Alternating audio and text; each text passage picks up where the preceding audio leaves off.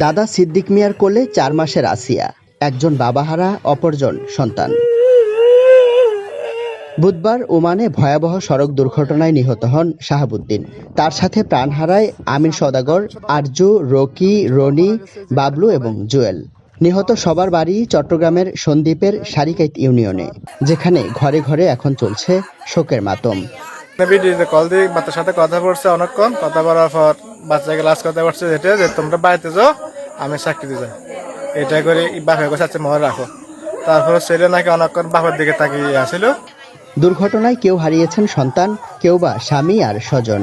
নিহতদের বেশিরভাগই ছিলেন পরিবারের একমাত্র আয়ের অবলম্বন। তাদের কেউ ঋণ করে, কেউ জমি বিক্রি করে গিয়েছিলেন বিদেশ। স্বপ্ন ছিল ভাগ্য বদলের, কিন্তু দুর্ঘটনায় চুরমার সব।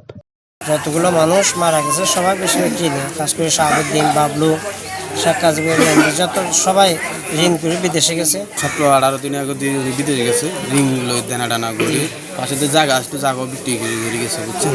ওনার দুটো হলাম মাইয়া, কিন্তু ফ্যামিলি মেয়েদের যুদ্ধ অনেক অভাবী, গরিব অভাবী, এই ঋণগ্রস্ত করিয়ে বিদেশে মানে টাকা রুজির জন্য, ছেলেদের জন্য, মা বাবার জন্য, ভাই বোনের জন্য এই টাকা রোজগারের জন্য গেছে।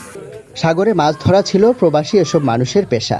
কাজ শেষে ফেরার পথে ওমানের দুকুম সিদ্রা এলাকায় প্রাণঘাতী এই দুর্ঘটনার শিকার হন তারা। প্রশাসনের পক্ষ থেকে সব ধরনের সহায়তার আশ্বাস উপজেলা নির্বাহী কর্মকর্তার।